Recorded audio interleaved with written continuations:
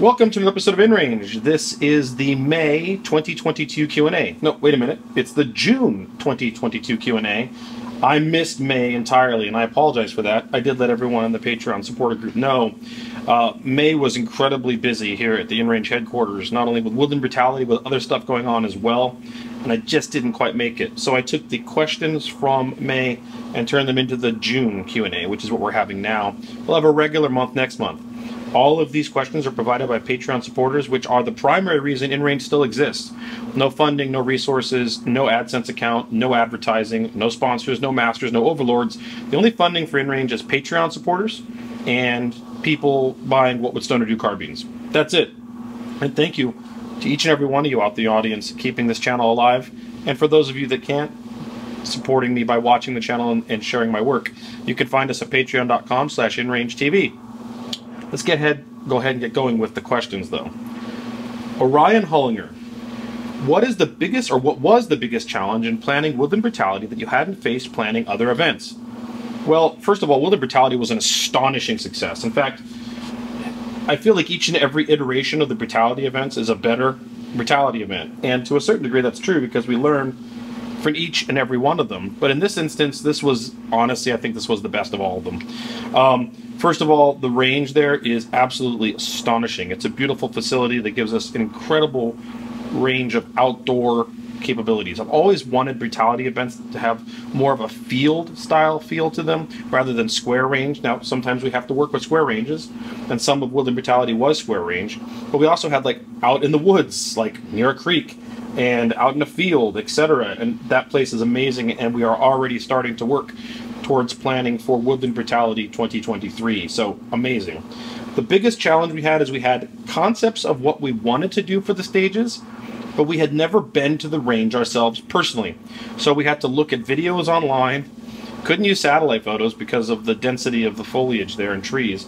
So we took information from Les from Polaris Logistics, videos that he'd done there from other matches, got general information about the range and the geography, for lack of a better term, and then designed rough stages before getting there and then had to finalize them when we were there. The thing that was amazing was all the resources were there, the targets were there, the people that run the range were amazing, the Shepherd crew was amazing, and we were able to set it up and turn it into exactly what we wanted it to be. But the biggest challenge was we'd never been there before and couldn't even get satellite photos. We've dealt with ranges in the past that we could not be at personally, but satellite photos in the desert give you everything you really need to know about, or almost everything you need to know about the geography of a range. Like the most recent Desert Brutality was run that way. But Woodland Brutality, we have to base it really on looking at old video and archival photos. And it worked out. Henry S. What advantages do fixed power optics have over variable optics? Three that I can think of. There's probably more, but these are the ones that come to mind immediately. One, a fixed power optic has a standard eye relief distance no matter what. It doesn't change based on the setting of the magnification. So a really good variable optic eye relief doesn't change much as you shift from, say, 1x to 10x, but it does. And it becomes more sensitive in terms of eye box, meaning not just relief, where your eye has to be for a full sight picture. With a fixed power optic, you have the same eye relief and same eye box all the time. That, of course, never changes because it's fixed. Therefore, when you put it on the rail, and if you index on your gun the same way every time, you're going to have the same sight picture every time. Of course, they're technically should be more durable. There's no moving parts like there are in a LPVO, and there's not moving optics and lenses and such, so therefore should be more durable. Obviously, ACOGs are incredibly durable. And the other thing is probably lighter weight and smaller. Like a 1.5x ACOG is a tiny little thing, and I have to say I'm a big fan of that optic. I know we've been talking about it forever on the What Would Stoner Do project, and I haven't done a video yet. I swear I will eventually. But like that, and even the Primary Arms new Prism stuff, real interesting stuff. And fixed, meaning consistent eye relief, good generous eye box, very durable and lightweight. Those are the advantages of a fixed power optic, typically, over an LPVO. Levi H. How prevalent do you think the SIG Spear, and maybe other .277 Fury guns, will end up being in civilian circles? It's hard to judge. Historically speaking, when we look at militarily adopted cartridges in the US, they always succeed very well. Whether or not they're the right choice or not doesn't even matter, and I'm not even get into that. 5.56 has become popular predominantly as because it's a military cartridge. Would 223 Remington have been as popular today as it is now with 5.56 being a NATO standard? Absolutely not. I would say the same thing about 4570. Would 4570 be still around today even and still used and chambered in modern guns if it hadn't been a military cartridge? Absolutely not. There are better cartridges from 1873 than 4570, one could argue, but 4570 is the standard. Are there better cartridges than 5.56? Sure, but 5.56 is the standard. In that regard, is 277 Fury going to become a standard? It's hard to say because I don't know if the SIG Spear is going to have the success in the military that, of course, SIG and others are hoping it will. It is a big, heavy gun, and while it brings a lot to the table, it takes away a lot from the table too. So I would say that it depends on how successful that rifle and weapon is in the military to determine if 277 Fury is going to become a big deal or not, based on the historicity of militarily adopted cartridges becoming popular to U.S. shooters. So, is it going to be around? Yeah, I don't think a 277 Fury is going anywhere. Is it going to beat out, say, the currently existing like 6.5 Creedmoor? I don't know. Only time will tell, and I think it's heavily based on how popular and how successful that rifle is in the military.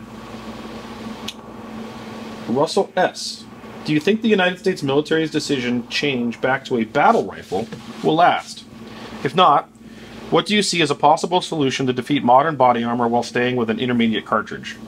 Well, I don't think, I said this in the Spear video, I don't think we're going to see the Spear become the standard issue rifle. I think we're going to see the Spear be turned into a DMR. We're going to see it used by specialized operations, special forces. We're going to see it maybe even in a machine gun role. I don't know, like LMG or squad automatic weapon, but I do not think we're going to see it replace the M4. I personally don't. I don't see it. It's big, heavy, requires more marksmanship, training, and skill, which is something we're already deficient on, reduces your ammo loadout, and I just don't see it. And the reason for it, or at least the argument being that it will defeat body armor, is, in my opinion, misguided. I don't care if you make the most whiz-bang cartridge of all time that currently will defeat current body armor. You will just up the body armor on the oppositional side to defeat the cartridge. And it's not that really hard to do because you're right at the edge of barely defeating body armor now with something that's extremely oversized and overpowered. It wouldn't take much to take level 4 and make level 5 body armor or whatever that changes the game again. I don't think this idea of defeating body armor, well, hello there, that's my cat, that's Fennel, defeating body armor is really a realistic goal. The reality is that every time you up the gun, or up the cartridge for the purposes of defeating body armor, the body armor will just change. And marksmanship is more important than defeating body armor. Actually hitting the enemy is more relevant. And there are ways to defeat current body armor that have nothing to do with penetrating body armor, like, for example, C-zone hits, or, you know, Mozambiques and stuff like that. So in that regard, I do not think this idea of adopting a cartridge or a rifle for the purposes of defeating body armor is a well-guided one at all. It's just not realistic and will immediately just be defeated by new body armor. So in that regard, 1 second, this is crazy, this little kitten. Come on! This is Fennel.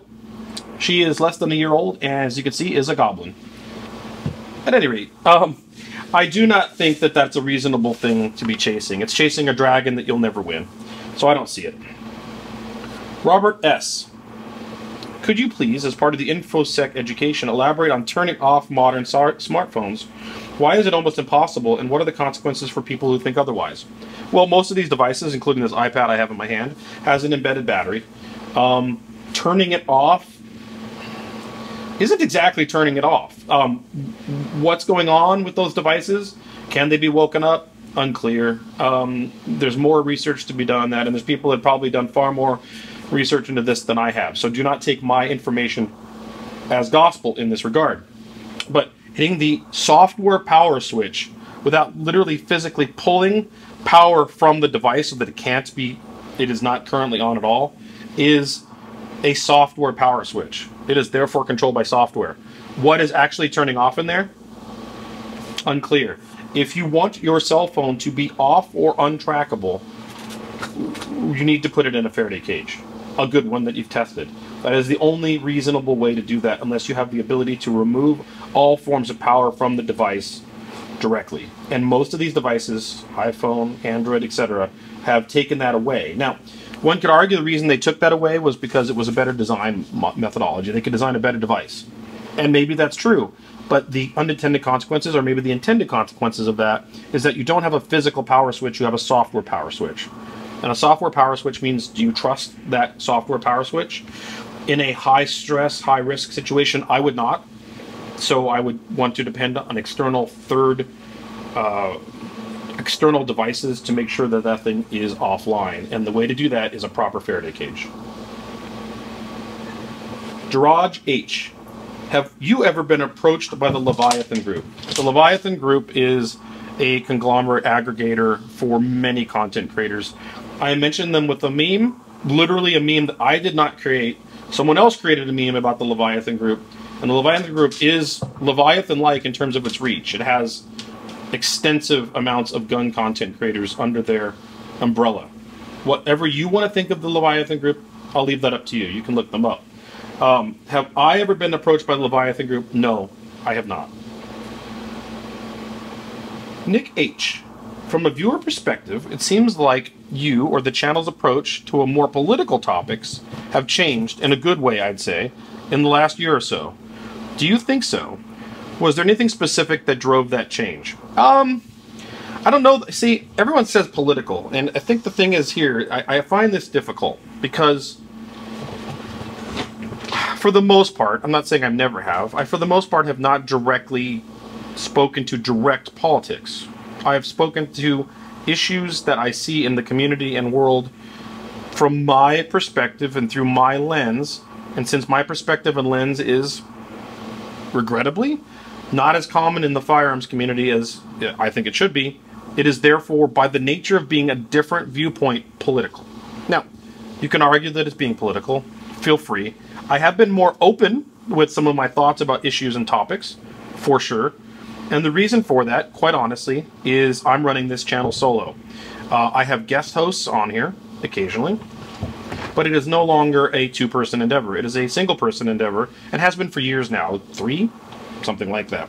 And I've decided that I thought the world realized that this is my project, and since I don't want to ever put words in anyone else's mouth or speak for them, I want to speak for me only, because it's the only person I can speak for. I feel more comfortable being more open with my views and my approach to this topic, because it's me running the channel based on my perspective. No one else is involved except when they're guests, like Russell Fagan and such, but those are guest hosts. InRange is ultimately a Carl Casarda production, and therefore the channel speaks my perspective.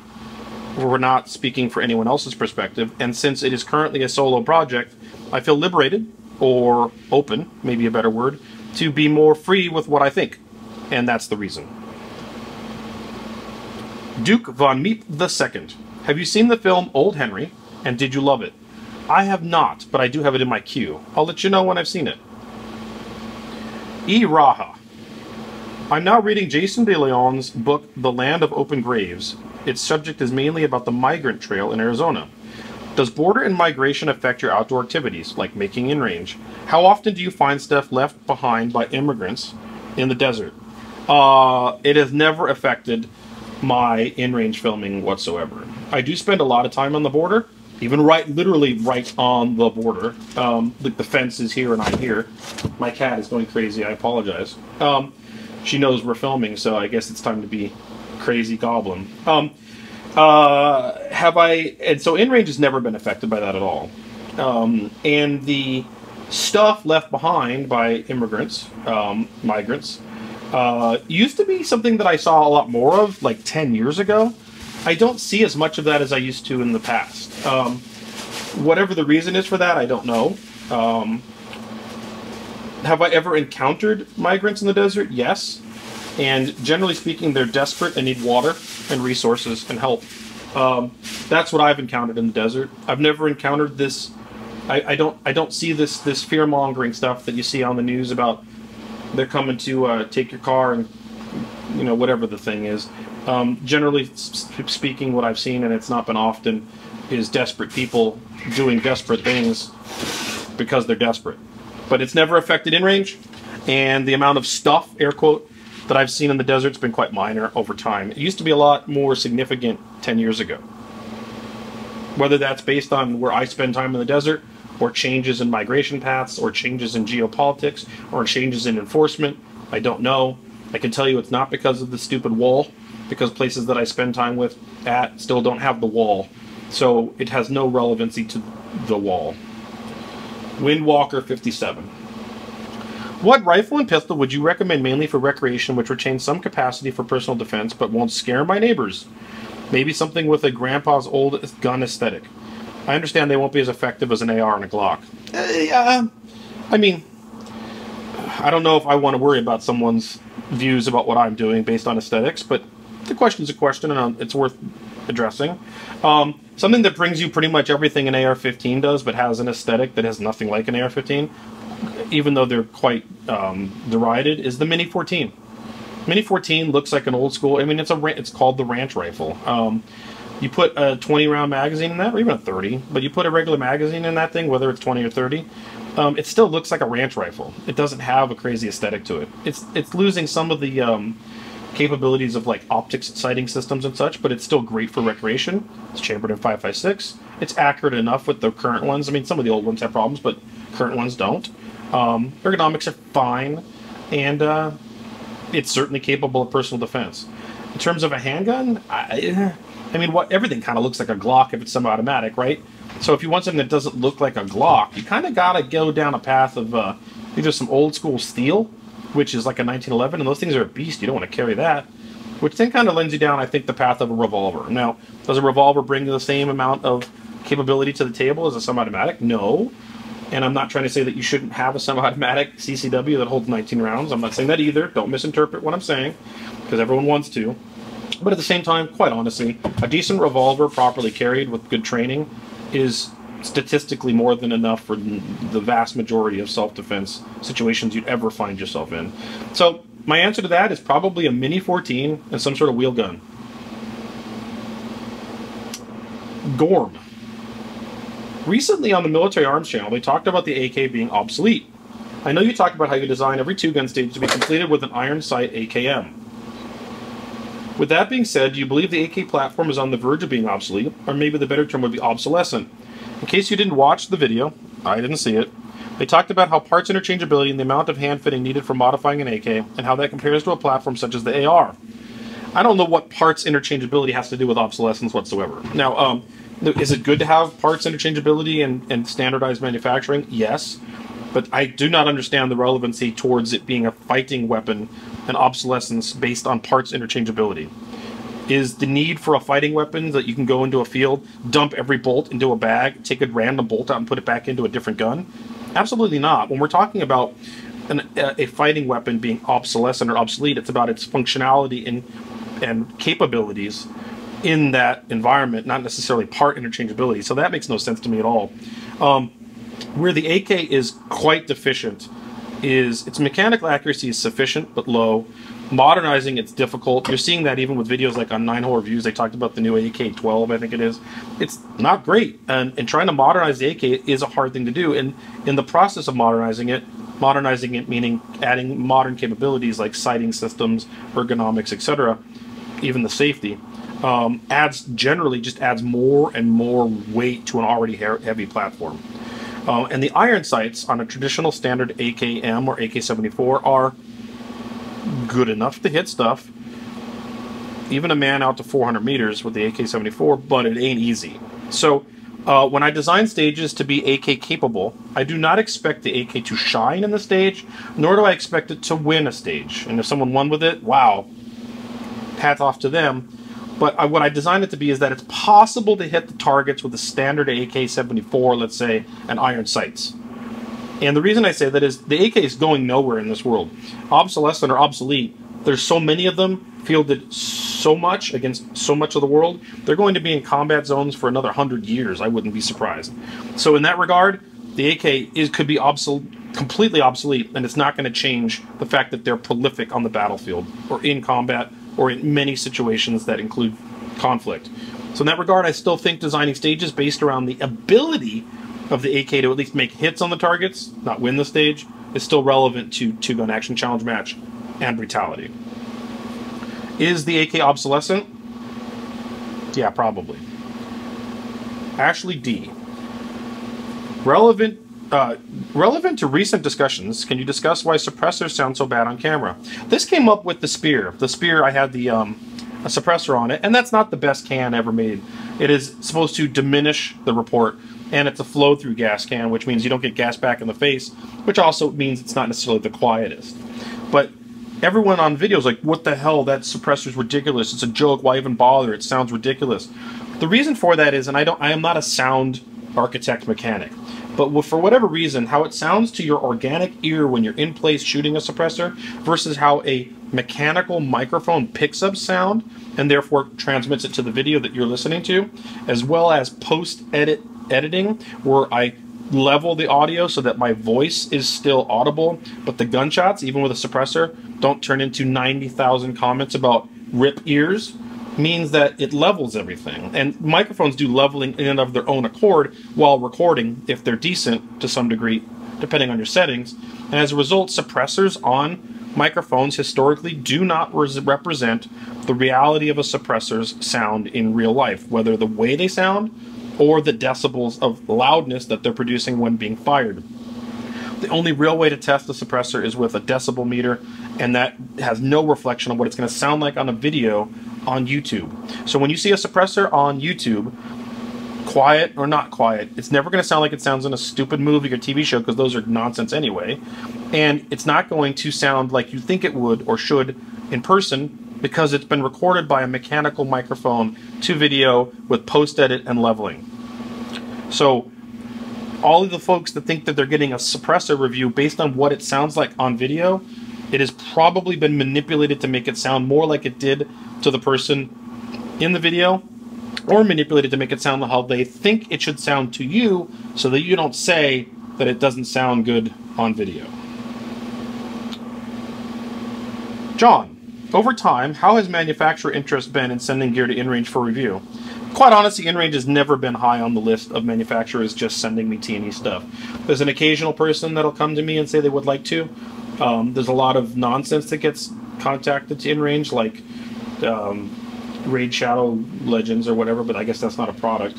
Well, maybe it is a product. But in terms of firearms manufacturers, not a lot of interest to people directly contacting InRange, and that's kind of fine, because what that means is I acquire it through proper means, meaning buying it with Patreon dollars, and then being able to give you a proper review that has absolutely no weight over me psychologically or financially in terms of presenting to you my realistic results. Now that said, we have been very honest with everything that's ever been sent to us, T&E or otherwise, free or not. So if I would say that the reason we don't see a lot of people contacting InRange for this sort of thing is because we are very, very honest with our reviews. And you have to be brave and know that your thing works to do so. The best example of this was Desert Tech. We first got the MDR. Gun didn't work. And they were amazing to work with, collaborative in terms of figuring out the gas port and other things. And the MDR now is a fantastic weapon, carbine, rifle, whatever you want to call it. It's a great product. And that's an example of a manufacturer that stood behind their product. But we've had examples in the past where people sent us stuff, it didn't work, and they freaked out and tried to threaten us. So, bad move, actually. It's not a good idea. And so I think that's part of the reason you don't see a lot of that coming in range. And frankly, why would you send something in range when you can send it to the Leviathan Group? Yeah, I said it. Charlie T. If you could take one thing off the NFA list, what would you choose? Example, AR Autoseers, MG42s. Assume this one gun part would now be exempt. Oh, okay. I misread this. I thought you meant like a category. So my category was going to be I would allow stocks on pistols. I would get rid of SBRs. Or I would get rid of suppressors. I don't know. Roll dice. Either one of those is stupid to be regulated. However, if I could take one thing off the NFA list, one thing and one thing only, not a specific category, but one item. One item. Ooh, that's a tough one. One item. You know, I think you answered your question, an Autoseer. Because you can change it into multiple parts. You can put it in different guns. So I guess an Autoseer makes a lot of sense because it allows you to get the most bang for your not NFA buck should it not be on the NFA, right? I think that'd be it. Zach B. Would so many of the advancements pioneered by competition now be considered normal in the tactical community? Pistol red dots, compensators. Why does the competition world still see derision from tactical folks, and how can local match directors broaden the appeal of competition to them? Well, part of the reason is competition environments are not the same. They're not all created equal, right? Well, they depends on what your goals are.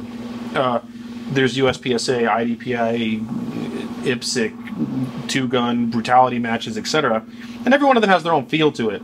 One of the goals I always had with the brutality matches and two-gun match was to combine training environments, tactical environments, but turn them into a competition that mesh the two into a fun way that allow you to use your trained real world skills in and under the clock. I think the reason, and that's the best, I'm not trying to toot our own horn here, but I think it's the best version I've seen of that effort so far. I think the reason we see this kind of conflict is some people are like, this is just a sport and it has no relevancy to the real world. And then other people are like, if I'm training for the real world, why would I do a sport? That will give me training scars. And I think both sides are absurd. Neither one's right. If you are only in it for the sport, being fast and accurate is important for tactical skill set. But then, of course, tactical skills are things that have nothing to do, well, have a lot to do. Fast and accurate is a basis and a fundamental, but like cover, concealment, movement, dynamic movement, target acquisition, target transition, weapon handling, these things are more on the tactical side. But if you focus only on that and not on the fast and accurate, it don't matter how great you are at hiding behind a wall when you reload if you can't hit a target. So I think there's some middle ground between both, and that's what I try to do with two-gun and brutality matches. Sometimes better, sometimes worse. But either side doing what they're doing is, in my opinion, stupid and short-sighted. So how do we broaden the appeal? Stop being stupid and short-sighted and realize that fast and accurate matters, but so do tactical skill sets, and somehow not fight with one another and combine them the best we can. Ryan, operating on a limited magazine capacity, 10, what would be the pros and cons of picking a 45 over a 9? I don't see a lot of pros. Frankly, proper 9mm with proper projectiles, good projectiles, leave very little off the table for what a 45 will do. Yes, 45s theoretically expand a little larger, etc. But the magic 45 isn't magic, and a 9 with a proper projectile choice is very effective. And I would much rather have 9 rounds of lower recoiling 9mm than 10 than the same amount of rounds of higher recoiling 45, when the 9mm will achieve the same terminal, or close enough to the same terminal and ballistic effects that the 45 would have anyway. So I don't know why you would increase your recoil and shot-to-shot transitions and mitigate and splits, to use a competition term, when you don't need to. 9 will do the job. We know it does do the job. So why limit yourself or have a liability of that larger, harder recoiling round? RGB. The Wasteland Shuffle distributed match made for fun content. Any plans for another round? So what that is we created a stage, worked with Henry of 9-Hole Reviews, made like a whole thing, shot it ourselves, and then challenged the audience to submit submissions of them doing the same stage. Will we do it again in the future? Yes. Am I planning to do it right this moment? No. But will we do it again someday? Yeah, we will. We'll tie it into some probably brutality mesh thing or something. Falling Steel. What are your thoughts on transhumanism? Do you see man merging with machine and network? So, transhumanism is a huge thing, right? Transhumanism can be chemicals. Transhumanism can be the whole cyberpunk wet wire implant, neural implant thing. I'm going to say that man and machine have already merged to a degree in terms of psychology. The internet, the ubiquity of the internet, the pocket devices that all of us carry around phones, surveillance devices, as well as data storage that are with us constantly and are our constant companion, not only for navigation, communication, but data, storage, searching, etc. We have already merged with machine. In that regard, we are already past that point. We are not, of course, merged in terms of physiologically merged with wet wire, but the psychological dependency on the technology around us is so real and so extreme that if you were to remove it, we would see problems.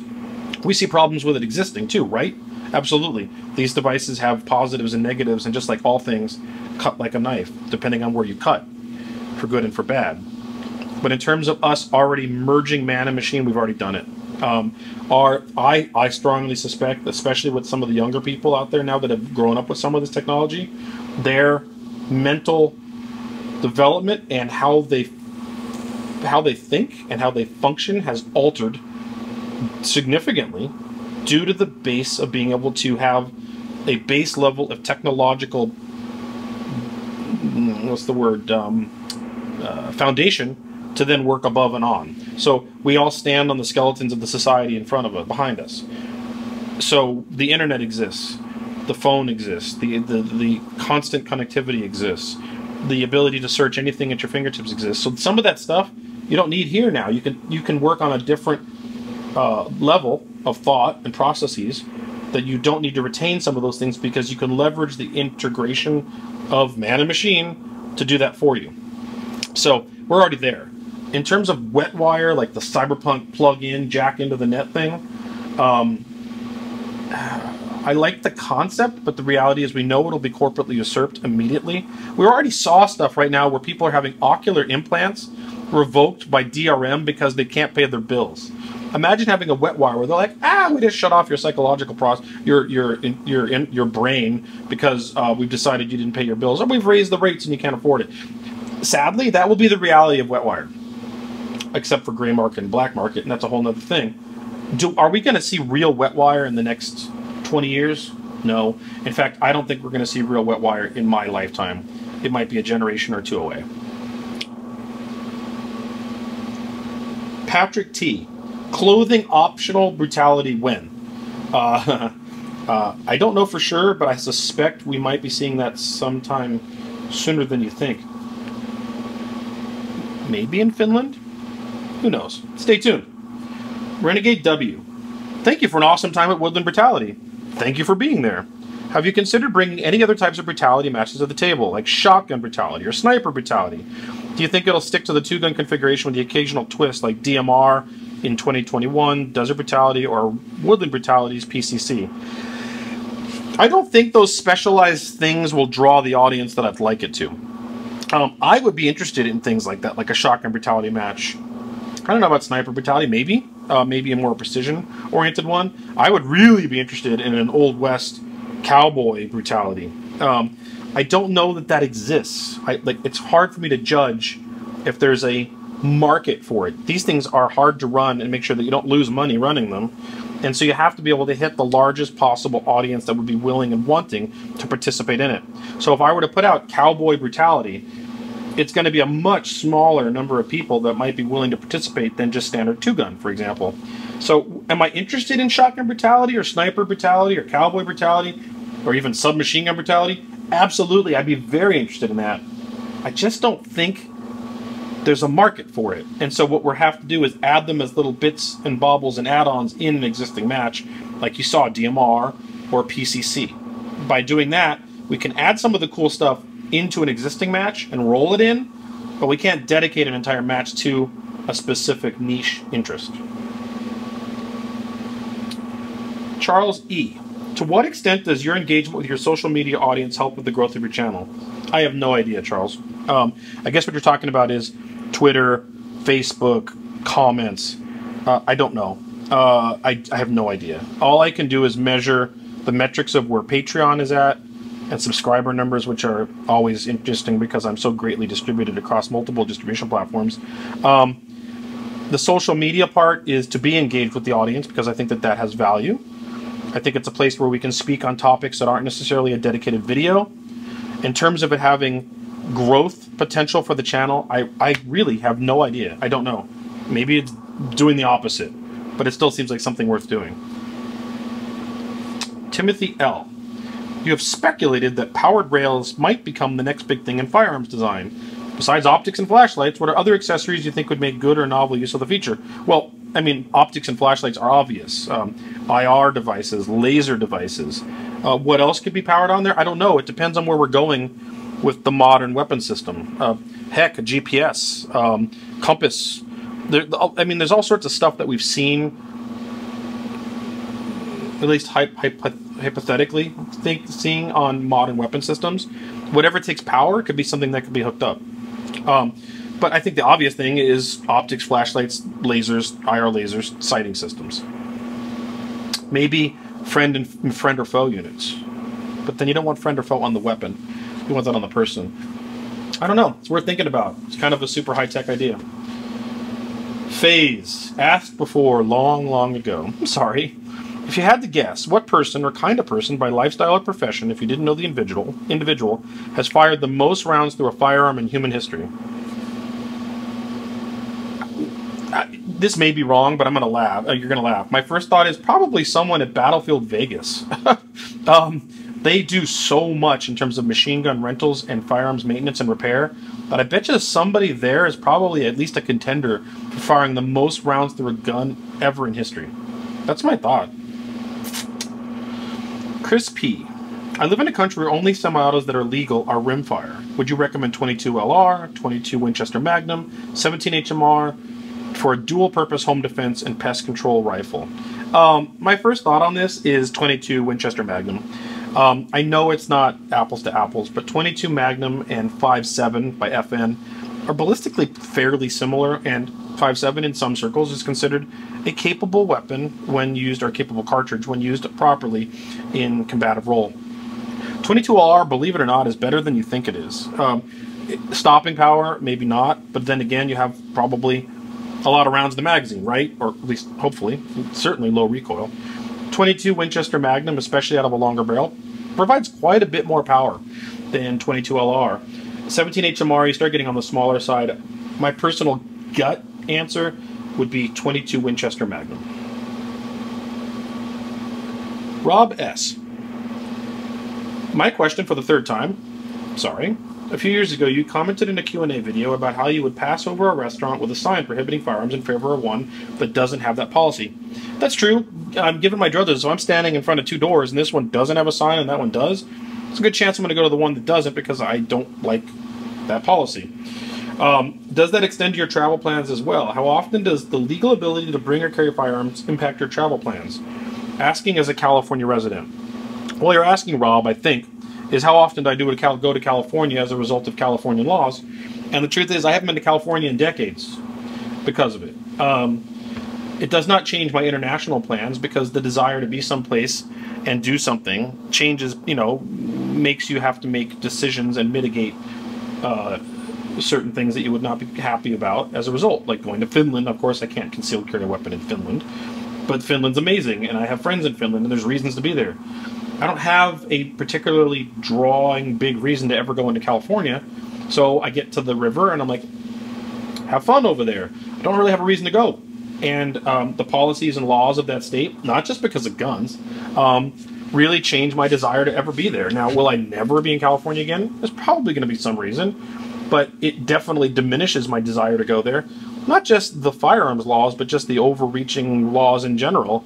It's not a place that I like. I don't like going places where I feel like I'm being oppressed or watched. It's kind of like going to a 4th of July event and there's more cops than people, or there's like so many cops you feel like you're just standing there like waiting for like them to do something.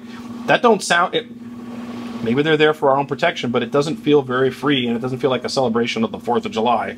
And going to California, where I don't even know what rule I might be breaking in my car because I have a knife I forgot about in my glove compartment, is not fun nor worth it. So it does change and shape my decisions on where I go sometimes.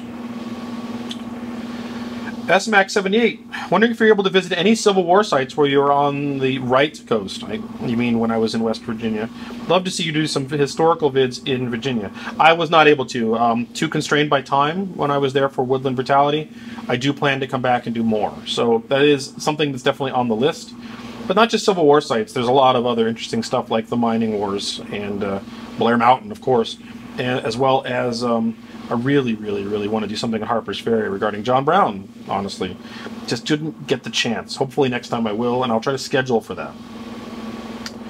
Andrew M. I'm of the belief that with modern technology, a top-rank revolver will be reliable and safe for use with modern ammo. Viable or waste of money?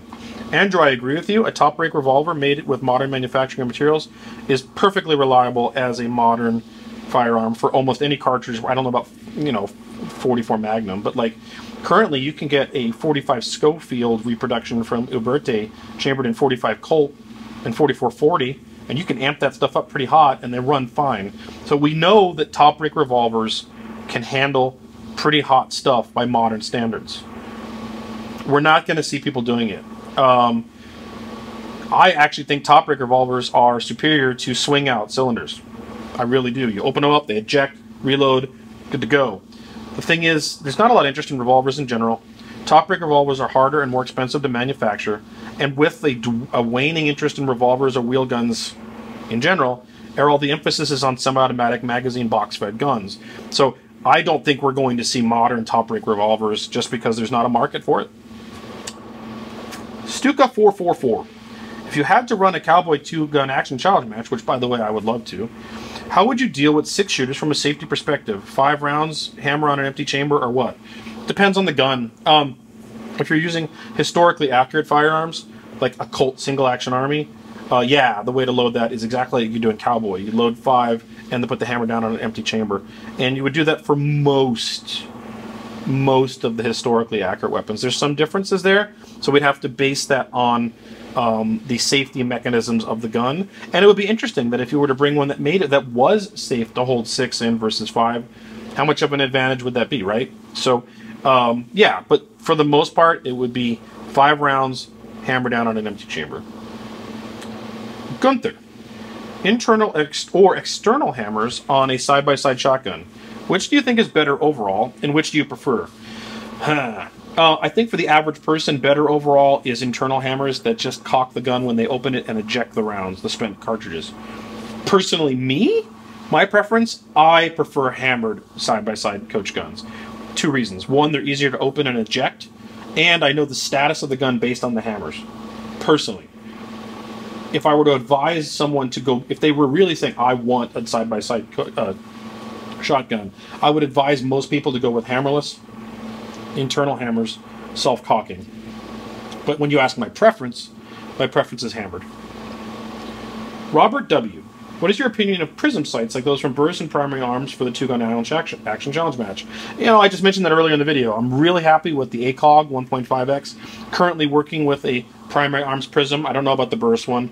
And I will say that I'm thinking this is a really interesting optic choice for the what would Stoner do carbine, outside of the already, very much, we've mentioned many times, red dot sighting systems. The prism brings a lot to the table in terms of being able to adjust it for your eyes and clarity, and consistent, good eye relief and eye box. So at this moment, I'm saying I'm more and more becoming a fan of those. There will be reviews of some of them someday. Dennis S. Why do we get not very much InfoSec content? Helping to show some of it is another form of a weapon. You're right, Dennis, and I do InfoSec intermittently and quite rarely. The truth is, why do I not do much of it? Well, first of all, there are channels that are dedicated to that topic that you can find, and they do that topic daily or weekly or whatever, unlike InRange. I hit on it when I'm particularly passionate about it or feel that it needs to be. The reason I don't do much of it is, quite honestly, every time I do it, the vast majority of the audience doesn't watch it, and of the people that watch it, there's a subset that love it, and then a whole other subset that are like, why is this on your gun channel? Well, InRange has never been a gun channel, even though it's considered one, and it is a wide variety of topics like Old West vignettes and InfoSec, but I don't do a lot of it because there are places that are committed and dedicated to that particular topic, and I do it when I think it's relevant for something that I'm passionate about or needs to get to our community. And accept the fact that it'll get lower views and some dislikes.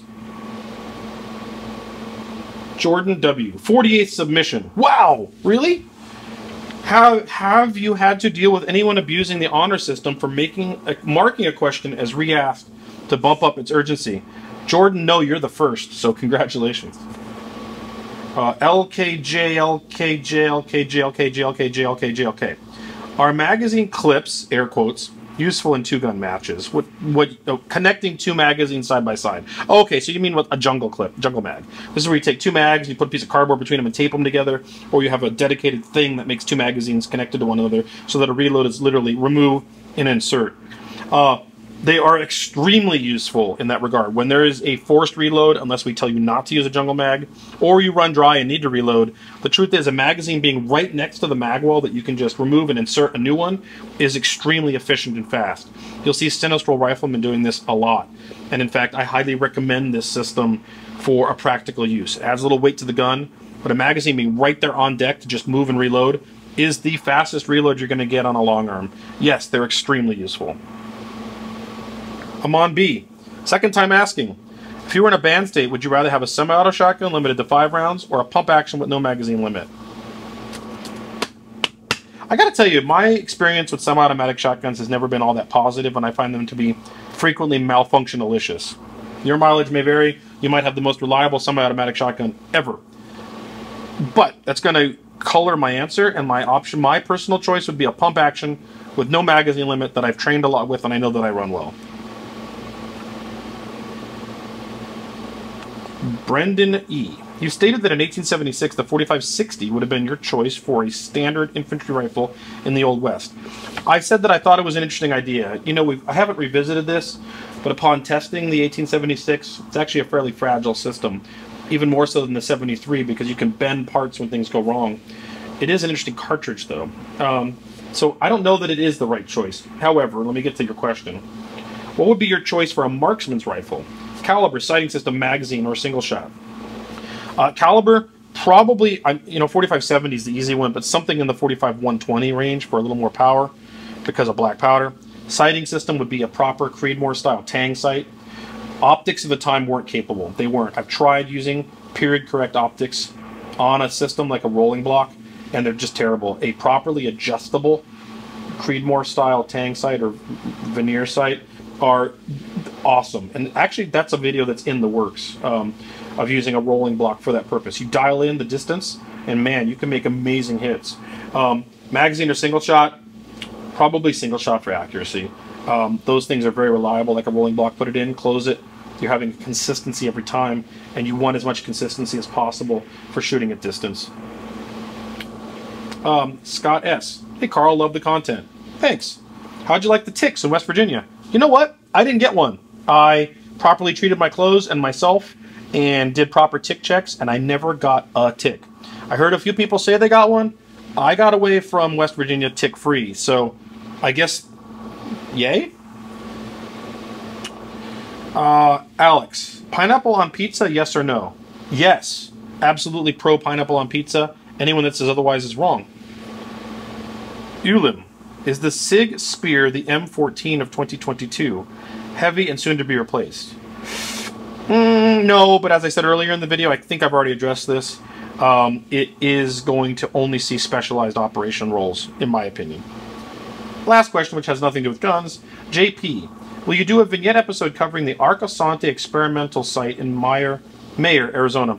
For those of you that don't know, Arcosanti, you might even say it's a cult, is a very strange location. It looks like it's off of, oh my gosh, I can't think of the sand planet on Star Wars.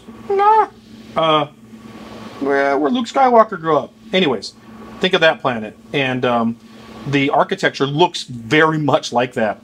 And they are still there. You can visit them, you can Airbnb there, and they make, I think they make bells.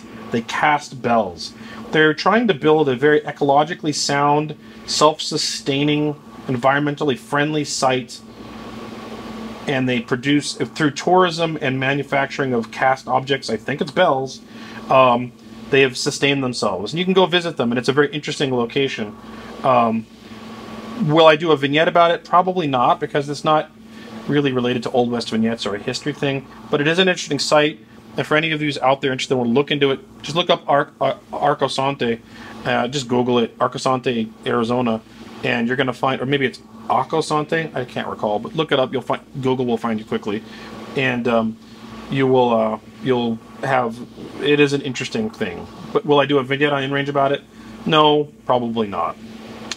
that's the questions for now. I'm sorry that I didn't get to last month, but we will have a normal month next month. These questions are submitted by Patreon supporters at the $5 level and above. Thank you, all of you, for keeping InRange alive. I hope you enjoyed this. I'm sure some of you are seeing my guitar back there.